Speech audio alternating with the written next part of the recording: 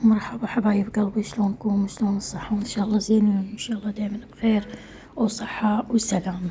اليوم راح أسوي وياكم غدا، وعندي مشتريات بسيطة هم راح أصورها وياكم هنا. مثل ما تشوفون راح أسوي بيض السمج أو الثروب أو هواي تسميات إله. فهنا أنا مثل ما تشوفون غسلتهم ونظفتهم، وخلي السمنة ودهن بالطاوة، وخليت بصل وفلفل حار بهذا الشكل. أحطيهم حمسة حتى تذبل البصل،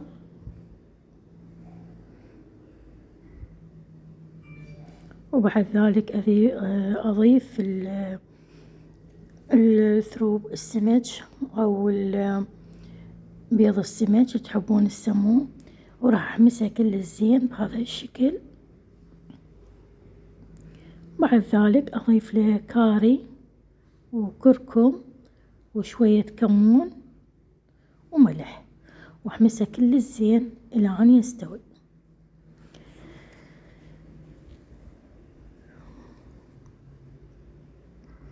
بهذا الشكل ضفت له البهارات، هذا الكاري والكركم والفلفل والملح والكمون.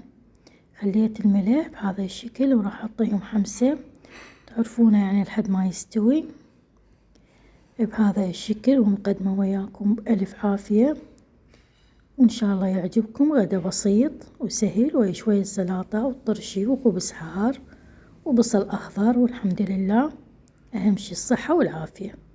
وهذا هو شكله النهائي، وإن شاء الله يعجبكم وكلش طيب.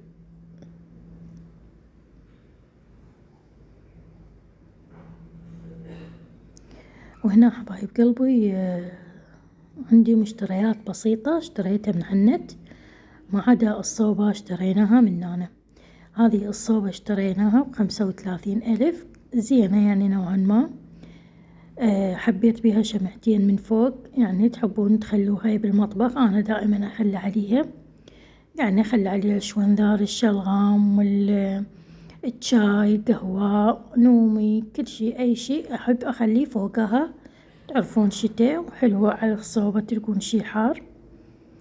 هذه يمكم اشتريتها مثل ما تشوفون، شغلتها وياكم بهالصورة، ما لقيت إلا باللون الأحمر، فقلت عاد شي هي ظل سنة سنتين وتخرب، إن هذا هيج سنة سنتين ويخربون. هنا اشتريت هذه العلب كلش حلوات، رف خشبي بس العلب بلاستيك، اشتريتهم ب30,000. خليت بيهم البهارات وكلش حلوات، يم ايدي يم الطباخ، والبهارات لمت جميع انواع البهارات الي، احسن مما اخليها بعلب مطشرة بكل مكان. هنا هم اشتريت ذني اشتريتهم طبعا الرف الخشبي، وهذن العلب مال البقوليات من على النت وهي الصدرية. هنا اشتريت كل 4 ب10,000 دينار. هنا حبايب قلبي قلتلكم كل 4 ب10,000، صارن ب20,000، وهي التوصيل كلهم على بعض 5,000 دينار. هنا مثل ما تشوفون بهذا الشكل كلش حلوات، شي يشيلن كيلو ونص تقريبا.